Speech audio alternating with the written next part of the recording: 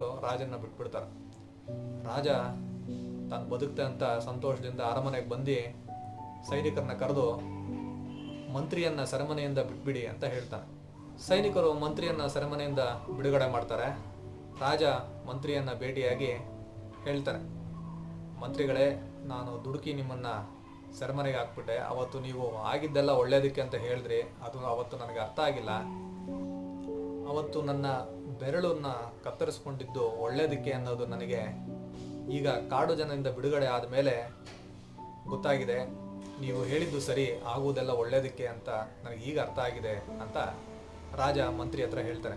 ಆಗ ಮಂತ್ರಿಗಳು ಹೇಳ್ತಾರೆ, ಮಹಾರಾಜ, ನೀವು ಬೇಸರ ಮಾಡ್ಕೊಳ್ಳೋ ಅವಶ್ಯಕತೆ ಇಲ್ಲ. ನೀವು ನನ್ನನ್ನು ಸೆರೆಮನೆಗೆ ಹಾಕಿದ್ದು ಸಹ ಒಳ್ಳೆಯದಕ್ಕೆ. ಯಾಕಂದರೆ ನೀವು ಬೇಟೆಗೆ ಹೋದಾಗೆಲ್ಲ ನಾನು ನಿಮ್ಮ ಜೊತೆ ಬರ್ತಾ ಇದ್ದೆ.